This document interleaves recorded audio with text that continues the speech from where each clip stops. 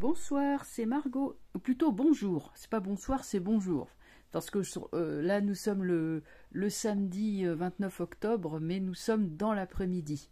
Voilà, j'espère que vous allez bien, autant que faire se puisse. Et donc aujourd'hui, vidéo. J'aurais bien voulu en faire une avant, là dans la semaine, mais comme j'ai attrapé froid, parce que le soleil tape, mais le fond de l'air s'est rafraîchi et on fait pas gaffe, hop, un petit courant d'air, et voilà. Bon, maintenant ça y est, voilà, je suis mieux, mais ça fatigue, on n'est pas en forme, on est flagada, bon. Voilà, alors, aujourd'hui, en fait, on va faire un tirage général sur ce qui nous attend d'ici la fin de l'année. Hein. Donc, on pose un cadre entre le jour d'aujourd'hui et la fin de l'année. Il y a 2 mois qui vont s'écouler. Et puis, on va bien regarder, ce qui va en sortir, les lignes probables. On va faire vraiment général, hein, c'est-à-dire aussi bien en France que le mondial. Et on va voir ce qui sort. Donc, voilà, je les ai déjà mélangés, donc je peux directement les mettre en éventail. Je vais déjà faire un tirage avec 4 cartes, et après on affinera, on fera un tirage avec 7 cartes, enfin on verra bien ce qui va en sortir.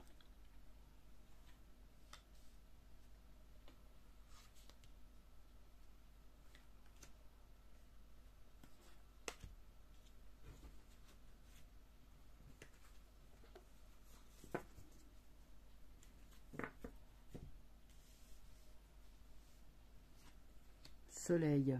C'est pas la première fois qu'il sort, hein, le soleil. Tempérance renversée. Pour moi, c'est les échecs, échecs de négociation. Étoile, il y a une amélioration pourtant. Et il y a pendu renversé. Bon, il y a un revirement de situation. Est-ce que ça vient du fait qu'Elon Musk vient de racheter Twitter et qu'il y a une bataille au niveau de l'information? C'est pas impossible. Mais c'est le premier truc qui me vient à l'esprit. Accord et accord pour le mieux, pour le bien en fait, ça peut changer effectivement beaucoup de choses. En tout cas, il y a des réactions absolument furieuses de la part de l'Union européenne qui a l'air très très contrariée par le fait que monsieur Elon Musk ait racheté Twitter, puisqu'il a l'intention de changer complètement les lignes de conduite, enfin les règlements hein, de Twitter, et apparemment autoriser plus de liberté d'expression, c'est ce que j'ai cru comprendre. Alors, donc, qu'est-ce qu'on peut dire? Alors, sur un tirage, c'est vraiment très très très général, hein, sur les 2 mois à venir. Alors c'est très contrasté parce que Soleil et Étoile c'est excellent, Pendu et Tempérance renversée montrent la fin de Pendu renversé également, montre la fin de quelque chose, l'enlisement, l'échec, l'enlisement, l'échec, la stagnation, voilà, c'est vraiment la stagnation. C'est marrant parce que 12, le pendu, c'est également l'hexagramme 12 du Yiking qui signifie la stagnation. Donc on est oui dans cette configuration, cette résonance.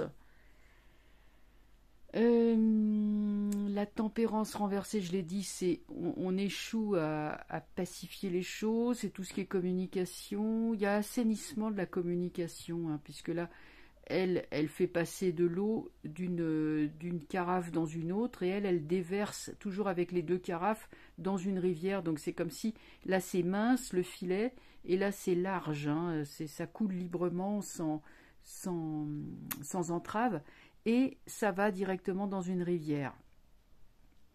Et le soleil dit la vérité. Bon, ça c'est plutôt pas mal. On va recouvrir, alors on va voir si on a des cartes qui arrivent dessus, qui sont bien ou pas bien. Parce que bon, c'est vrai que quand je vois un beau jeu comme ça, bon, je demande quand même, t'es sûr? Oui. Ben, c'est curieux ça. Parce que on pourrait dire association de malfaiteurs, mais on peut dire aussi le soleil éclipse. On va le recouvrir. Éclipse les forces du mal. Tempérance, j'ai ermite, hein, j'ai une reprise en main des choses, hein, une enquête, quelque chose qui est parti là pour durer. Empereur renversé, on fait penser à la chute d'hommes puissants et mauvais. Chute, pendu, roue de fortune. Le pendu va pas rester 107 ans avec les pieds comme ça entravés. Il va se libérer avec la roue de fortune. Le pendu représente quelqu'un qui subit. Donc ça peut pas être évidemment l'oligarchie, là, ça peut pas être eux.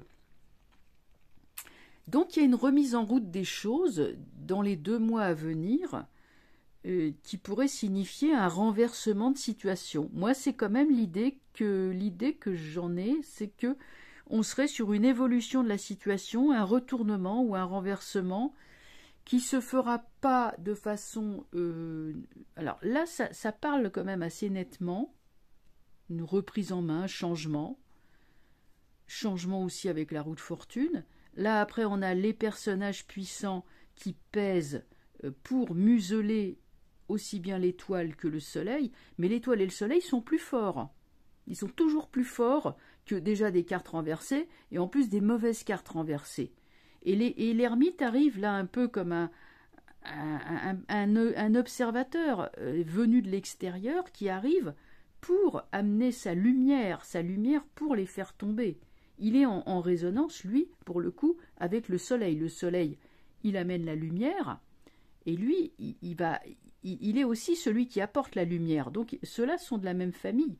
Ceux-là sont de la famille opposée, des ennemis. Mais ils sont la tête en bas. C'est plutôt intéressant. Alors, qu'est-ce qu'il y a sur celle-là? Bon, ça, c'est la guerre. Pour moi, je l'ai toujours dit, hein. L'histoire de la guerre qui se passe à l'Est, ça sera en gros une redite de la bataille de Stalingrad. Ils se sont lancés dans quelque chose de trop fort pour eux, ils vont s'y casser les dents.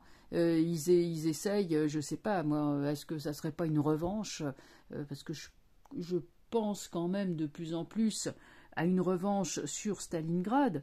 Donc suivez mon regard, hein, c'est-à-dire que nous avons, j'avais fait allusion, hein, nous avons quand même des gens qui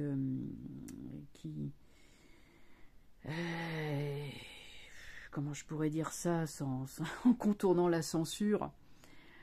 La guerre de 39-45, c'est pas fini, en fait c'est pas réellement fini. Les ennemis se sont enfuis dans des pays étrangers et puis ils ont toujours mijoté leur revanche. Alors eux, comme je disais, ils sont morts, mais par contre leurs idées sont passées à leurs émules, à leurs disciples, à leurs acolytes, plus exactement. Donc c'est ça, moi, ce que je vois dans tout ça. On a la guerre, mais l'ermite est là aussi pour museler tout ça, et le battleur demande vraiment recommencer les choses. On recommence, on remet, on reprend les choses en main, on recommence les choses. Mais là, vous voyez, comme c'est positif, hein, on dirait un vieux et un jeune ensemble, c'est curieux. Un homme vieillard, âge mûr, enfin, plus que mûr, et un homme plus jeune, qui sont vraiment résolument tournés pour combattre les forces du mal, empêchant la lumière de briller, par la guerre. Le pape, il y aura un homme qui viendra. Cet homme, il est en relation avec le monde spirituel, c'est un homme qui a beaucoup de poids. Lui, il vient, il les domine et il répond à ceux-là. Donc, c'est vrai qu'il y a quelque chose entre hommes puissants, une sorte de redistribution des cartes, de retournement de situation qui va se faire, mais lentement, progressivement. petit à petit, on va gagner un petit peu ci, un petit peu, et on va gagner par là. Et vous voyez, c'est un effondrement, un grignotement d'un empire, de l'empire du mal, qui va petit à petit s'effondrer, imploser, comme ça aussi je l'ai toujours dit, imploser parce que ben voilà, une muraille ici qui s'effondre, une autre muraille qui s'effondre, etc. Et puis à la fin, bah, il reste plus grand chose. Bon, ça c'est le premier tirage. Bon, je pense que je peux les ranger. Et maintenant je vais faire toujours sur la même question, un tirage plus complet, un tirage en 7 cartes. Alors, on va regarder un petit peu qu'est-ce que ça peut donner. Je vais remettre ma caméra que j'ai fait bouger.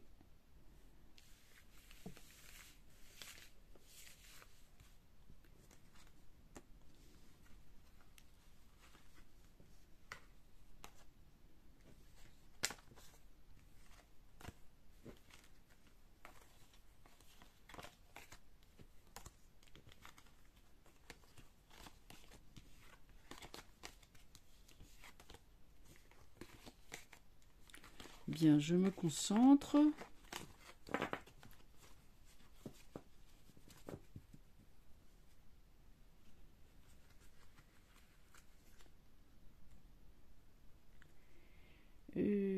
Voyons. Donc, je demande à savoir quels vont être les événements qui vont se produire aussi bien en France que sur le plan mondial dans les 2 mois à venir, donc d'ici la fin de l'année, 31 décembre. Enfin, en gros, la fin de l'année, ça peut être le 25, ça peut être le 28, ça peut être même le 1er janvier, mais enfin, en gros, on tourne sur la fin de l'année. Alors, on va voir ça.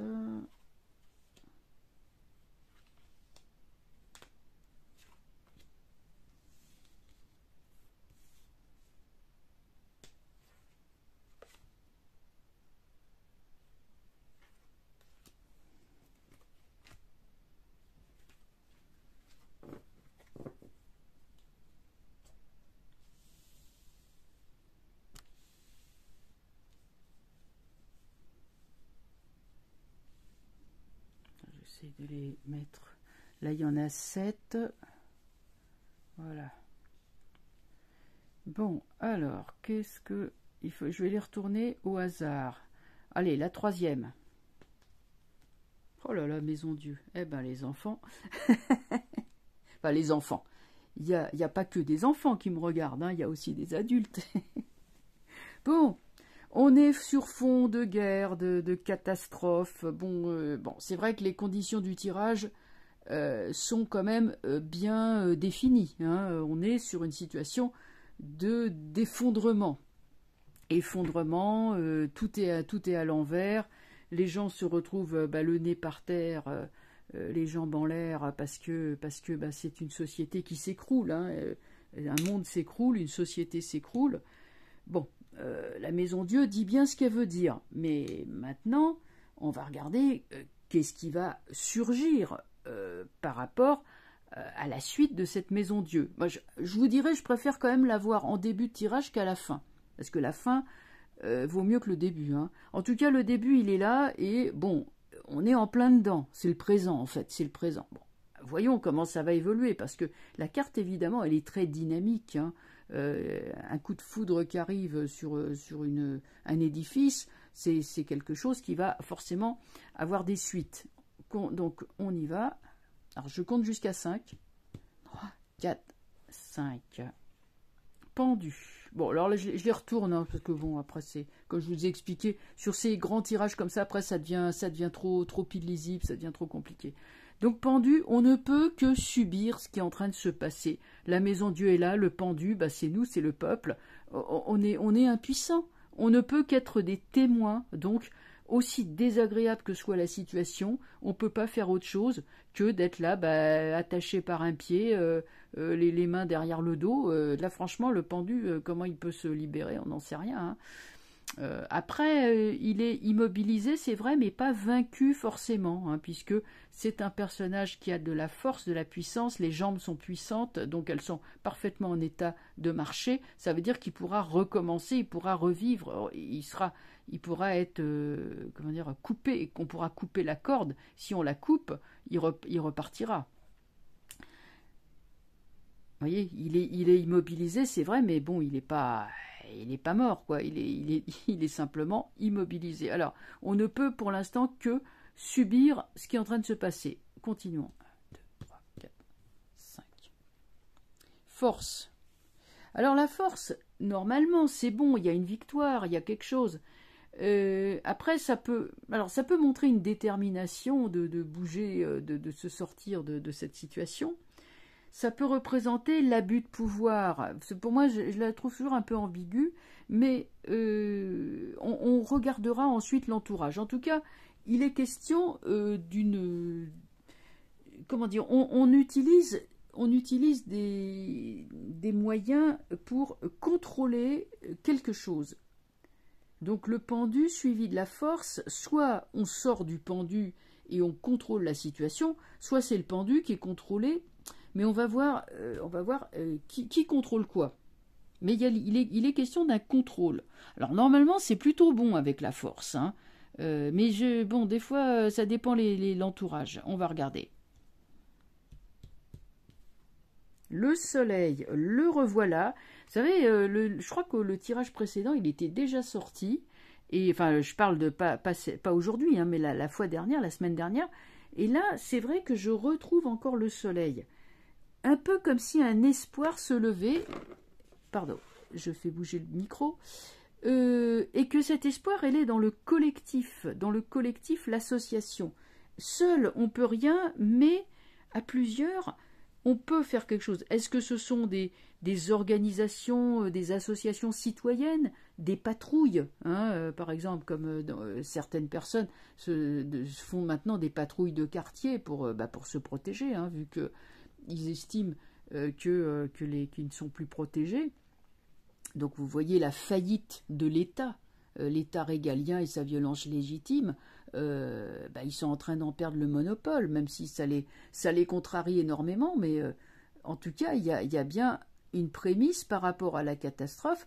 Il y a des gens qui vont s'associer, vous voyez, reconstruire le mur, se reconstruire un embryon de protection pour justement pouvoir revivre en sécurité. Là, c'est l'insécurité, mais là, c'est le début de la sécurité.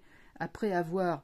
Donc, la force peut nous dire que oui, c'est une... comment je pourrais dire ça, peut-être une prise de décision finalement, une prise de décision, on va faire quelque chose, on va bouger, on va adopter surtout des solutions concrètes. Ça va pas être des marches blanches ou des choses comme ça, ou même des manifestations. Oui, bien sûr, des manifestations, ça, ou des actions en justice, c'est des façons de se battre. Mais là, on est vraiment sur du concret. C'est un peu comme si les citoyens allaient se décider et faire autre chose. Quelque chose de nouveau, hein. J'entends bien, hein, quelque chose de nouveau. Le soleil, on est quand même sur de la nouveauté. Alors, j'en étais resté au soleil. Hein. 1, 2, 3, 4, 5. Arcane sans nom. Alors là, l'arcane sans nom, à un moment donné, faudra prendre le taureau par les cornes et il faudra vraiment faire le grand nettoyage, le grand marécage, parce que moi, je ne vous cache pas, hein, entre pendu et arcane sans nom, la corruption, la coercition sont là. La corruption est absolument énorme dans ce pays. Franchement, la France est tombée très bas. Et à un moment donné, il va y avoir du combat, des choses. Enfin, ça va beaucoup bouger, ça va swinguer. Hein, c'est quand même près de la Arcane sans nom, voilà, Maison Dieu, ça va swinguer. Hein. Donc, faut s'attendre à des émeutes, à des combats, des bagarres de rue, des combats, des choses comme ça. Parce que aussi, l'arcane sans nom tourne son dos au pendu. Donc, l'arcane sans nom, il veut plus subir, il veut agir. Hein, il a sa faux, là. Là, c'est vraiment quelque chose qui s'est mis en route. en route contre la corruption, quoi. On dirait, un affrontement, hein. Là, c'est chaud, c'est la violence. Là, c'est froid, réfléchi, mais c'est implacable. Donc, je sais pas, il y a un conflit des forces, comme les masses d'air chaud, les masses d'air froid, ce qui donne l'orage, hein. Mais on est vraiment sur cette idée. Donc, continuons. La papesse. Alors, la papesse reconstruit les choses dans l'ombre. La papesse, elle redéfinit le contrat social sur des bases plus justes, je dirais, parce que c'est à côté de la force. C'est une femme, je ne sais pas si c'est une femme, hein, c'est plus symbolique. Ça peut être une femme, hein, c'est pas impossible, mais en tout cas, donc ça peut être un personnage qui va intervenir à ce moment-là, mais c'est surtout, pour moi, c'est l'idée que on dirait que le peuple, en fait, est en train de s'affranchir de quelque chose, s'affranchir d'une oppression en exigeant, en imposant de nouvelles lois, de nouveaux textes de loi, nouveaux contrats, si je puis dire. On dirait que les lois vont être révisées parce que la force va l'exiger. La force regarde la papesse et lui dit, bon, maintenant tu refais la loi, tu appliques la loi aussi. C'est peut-être aussi les histoires des fameuses OQTF. Il va y avoir peut-être une très grosse pression de la part de certaines associations pour que ces OQTF soient respectés et mis en application, parce que là, il y a eu un scandale absolument énorme là-dessus, et alors, là-dessus, ça va pas en rester là non plus, hein, je veux dire, ça va continuer, il y a des gens qui vont se grouper en collectif, etc. Bon, c'est vrai que l'affaire de cette petite fillette ne va pas en rester là, hein. Il y aura des suites de gens qui vont faire leur enquête, qui vont militer, qui vont se battre pour exiger la sécurité. La sécurité, on la voit là. Alors ça, c'est un peu la toile de fond. Il n'y a pas que cette affaire, bien sûr. Il y a d'autres choses. C'est un tout, hein. C'est la guerre à l'extérieur, à l'intérieur, c'est encore les contraintes. Bon, je sais pas où est-ce qu'ils en sont encore avec le zouzou et leur passe machin chouette, là, le passe machin chouette qu'ils voudraient remettre. Bon, mais enfin, en tout cas, voilà. Et alors, on retourne la dernière, le mat. Alors, le mat, c'est intéressant. Le mat, c'est quelqu'un qui fout le camp, avec armes et bagages, qui dit bon allez on continue, mais quand même le soleil est là pour le contrarier et la force lui tourne le dos, donc il va son chemin, mais il va où, on ne sait pas. On dirait qu'il y a quand même des barrières désormais qui s'opposent à lui. Moi je pense pour ma part que l'OTAN est quand même une force qui est sur le déclin, qui s'est décrédibilisé, ça on le sait, avec ce coup d'éclat qu'ils ont voulu faire. Je ne suis pas persuadée que l'OTAN puisse continuer comme ça indéfiniment ce genre de choses. Alors pourquoi je parle de l'OTAN, j'en sais rien, ça me vient comme ça. En tout cas, il y a quelqu'un qui prend la fuite. Bon, on va regarder quand même, parce qu'avec le mat, c'est toujours aussi, c'est pareil, un peu ambigu. Qu'est-ce que j'ai? Battler. J'ai Battler, bon. Ah, ça serait pas impossible que ça soit Monsieur T-shirt kaki. Un jeune. En tout cas, le départ de cet homme-là signe vraiment la fin et un renouveau qui va se mettre. Donc, en fait, il pourrait y avoir le départ... Alors, moi, je dirais homme... ou femme, mais plutôt homme, avec beaucoup de casseroles au derrière. Il s'en va avec de l'argent d'ailleurs, hein. Il va pas partir les mains vides, les poches vides. Il va vite aller mettre ça dans un compte, un paradis fiscal. Et derrière le départ de cet homme, il y a un renouveau, il y a quelque chose, il y a des cartes qui sont redistribuées. Alors, est-ce que c'est est-ce que ce serait par hasard les élections de mi-mandat qui vont avoir lieu le 8 novembre qui pourraient changer la donne? Bon, la question est posée. Mais moi, je ressens que entre eux, finalement, regardez, ils sont déboutés de partout. Il y a Buzyn qui